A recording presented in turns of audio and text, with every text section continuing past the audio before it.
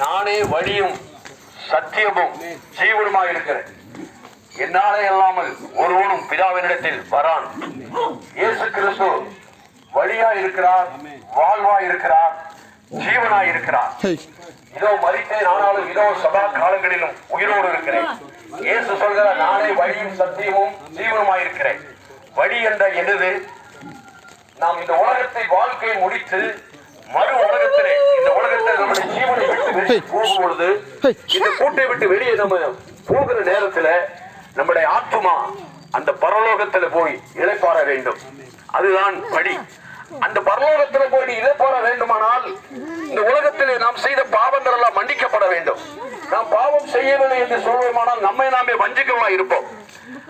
ஆமே, நம்ம எல்லாரும் தேவனுக்கு முன்பதாக பாவம் செய்து தேவ மகிமையற்றவர்களா இருக்கிறோம். நாம் நம்முடைய பாவங்களை அறிக்கையிட்டால் பாவங்களுக்கு மன்னித்து எல்லா அநியாயத்தை நீக்கி நம்மளை சுத்திகரிப்பதற்கு இயேசு கிறிஸ்து உண்மையுள்ளவரா இருக்கிறார். அன்பு சகோதரனே, அன்பு சகோதரியே, மரணத்துக்கு பிற்பாடு ஒரு வாழ்க்கை இருக்கிறது. அந்த வாழ்வுக்கு நீங்கள் ஆயத்தப்படுத்த வேண்டும். ஆயத்தப்பட வேண்டுமானால் மனம் திரும்ப வேண்டும். மனம் திரும்பி உங்களுடைய பாவங்கள் மன்னிக்கப்பட வேண்டும். பாவம் மன்னிக்கப்படாமல் எந்த ஒரு மனிதனும் பரலோக ராஜ்யத்துக்குள்ளே போக முடியாது. பரலோக ராஜ்யத்துக்குள்ள ஒரு மனுஷன் போக வேண்டுமானால் அவன் பரிசுத்தமுள்ள மனிதனாய் இருக்க வேண்டும். பாவம் மன்னிக்கப்பட்டவனாய் இருக்க வேண்டும். சுத்திகரிக்க இயேசு கிறிஸ்துவின் ரத்தத்தினாலே பாவம் கழுவப்பட்டிருக்க வேண்டும். ரத்தம் சிந்து இல்லாமல் பாவம் மன்னிப்பில்லை. அன்பு சகோதரா, அன்பு சகோதரி, இயேசு கிறிஸ்து நமக்காக சிலுவையிலே 2000 வருஷத்துக்கு முன்னால நம்முடைய பாவத்தை போக்குறதுக்கு ரத்தத்தை சிந்தி இருக்கிறார். நம்முடைய பாவத்தை போக்குறதுக்கு கடல்ல பாவம் போகாது. எந்த இடத்துல போய் நம்ம நின்று நம்முடைய பாவத்தை போக்க வேண்டும் என்று சொன்னாலும் பாவ பரிகாரம் வழியே கிடையாது. அந்த காலத்துல இருந்து பாத்தீங்கன்னா இயேசு கிறிஸ்துவை ஏற்றுக்கொண்ட பிள்ளைகளும் கிறிஸ்தவர்களும் என்னன்னா, பாவம் செய்யும் பொழுது அவர்கள் ஆடுகளை மாடுகளை கோயில் கொண்டு போய் பரிசீலித்திருக்கிறாங்க. ஆனா இயேசு 2000 வருஷத்துக்கு பிற்பாடு வந்த பிற்பாடு, மனிதனாய் வந்த பிற்பாடு, நாம வந்து கர்த்தருக்கு ஸ்தோத்திரம் உண்டாவதாக, ஆண்டவருடைய நாமம் மகிமைப்படுவதாக. 2000 வருஷத்துக்கு முன்னால நம்முடைய பாவத்தை போக்குறதுக்கு அவர் பலியாக இயேசுநாதர் சிலுவையில் நமக்காக அவர் சுமந்திருக்கிறார். அன்பு தகப்பனே, அன்பு தாயே, பரலோகம் போக வேண்டுமானால் ஒரு மனிதன் மனம் திரும்ப வேண்டும். பாவத்தை விட்டு பாவ அறிக்கை செய்து பாவ மன்னிப்பு பெற்றவர்கள் தான் பரலோகம். இயேசு கிறிஸ்துவின் ரத்தத்தினால் தான் பாவம் போகும். எங்கே குளத்துல போய் எங்க போனாலும் பாவம் தீராது. சாபம் நீங்க, பாவம் நீங்க. ஒரே ஒருவன் இயேசு கிறிஸ்து. அவர் நானே வழியும் சத்தியமும் ஜீவனமாய் இருக்கிறார். உலகத்தில் வந்து எந்த ஒரு மனுஷனையும் பிரகாசிக்க செய்கிற மெய்யான ஒளியே அந்த ஒளி. உலகத்தின் பாவத்தை அவர் நம்முடைய எல்லாரும் சர்வலோகத்தின் பாவங்களையும் இயேசு சிலுவையில் ரத்தம் சிந்தி மரித்து உயிர் தந்து ரட்சிப்பை சம்பாதித்து வைத்திருக்கிறார்.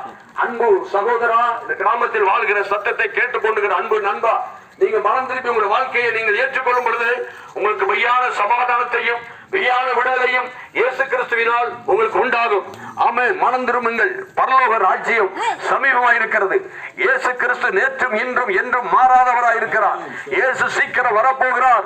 யுத்தங்களும் பஞ்சங்களும் கொள்ளை நோய்களும் பூமி அதிர்ச்சிகளும் கடைசி காலத்தில் உண்டாகும் என்று ஆண்டவர் சொன்ன வார்த்தை இன்னைக்கு நிறைவேறிக் கொண்டிருக்கிறது. இயேசு வரப்போகிறார். இந்த உலகம் முடிவை நோக்கி ஓடிக்கொண்டிருக்கிறது. இந்த உலகம் அழிவை நோக்கி ஓடிக்கொண்டிருக்கிறது. மனம் திரும்பு சகோதரா, மனம் திரும்பு சகோதரி. இந்த உலகத்தின் அழிவில் இருந்து கடவுளுடைய கோபம் இந்த உலகத்தில் இறங்கிவிட்டது. குமாரன் கோபம் கொள்ளாமலும் வழியிலே அழியாமல் இருக்கும்படி அவரை முத்த செய்யுங்கள்.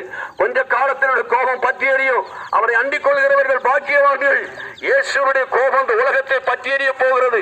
மனம் திரும்புங்கள், பாவத்தை விட்டு மனம் திரும்புங்கள், குடியை விட்டு மனம் திரும்புங்கள், அசுத்தத்தை விட்டு மனம் திரும்புங்கள், கெட்ட தீய பழக்க வழக்கங்களை விட்டு மனம் திரும்புங்கள். இயேசு கிறிஸ்து உங்களுக்கு விடுதலை ஆயத்தமானவராக இருக்கிறார். உங்களுடைய ரட்சைக்கு ஆயத்தமானவராக இருக்கிறார். மனம் திரும்புங்கள். அருமையான இந்த சத்தத்தை கேட்டுக்கொண்டிருக்கிற நண்பா, அன்பு தகப்பனே, தாயே, இயேசுவுக்கு உங்களுடைய வாழ்க்கையை ஒப்புக் கொடுங்கள். இயேசுநாதர் மூலமாய் நீங்கள் சமாதானத்தையும் மெய்யான விடுதலையும் நீங்கள் பெற்றுக் கொள்வீர்கள். அவர்களுடைய ஆண்டவரை நம்புங்கள். இயேசு சீக்கிரம் வரப்போகிறார். அவருடைய வரிக்கு ஆயத்தப்படுங்க. இனி காலம் செல்லாது. கடைசி காலம். மனம் திரும்பி வாழ்க்கையை ஆண்டவருக்கு ஒப்புக் கொடுத்து கர்த்தராகிய இயேசு கிறிஸ்து விசுவாசி. அப்பொழுது நீயும் வீட்டாரும் ரட்சிக்கப்படுவீர்கள். இயேசு கிறிஸ்து யார் நம்புகிறார்களோ, விசுவாசிக்கிறார்களோ, அவர்கள் ரட்சிப்பும் பாவ மன்னிப்பும் இயேசு கிறிஸ்து மூலமாய் அடையலாம். ஆகையினாலே மனம் திரும்பி சுவிசேஷத்தை விசுவாசியுங்கள். உங்களுக்காக ஒரு சிறிய ஜெபம் செய்கிறோம். எங்களை நேசிக்கிற பரலோக பிதாவே, இந்த அருமையான கிராமத்தை உம்முடைய கரத்தில் ஒப்புக் கொடுக்கிறோம். என் அன்பின் ஆண்டவர் இயேசு இந்த கிராமத்தை நேசிக்கிறேனப்பா. இந்த ஜனங்களை நீ நேசிக்கிறேனப்பா. இந்த ஜனத்துக்கு உம்முடைய பரலோகத்தை தாங்க ஆண்டவரே.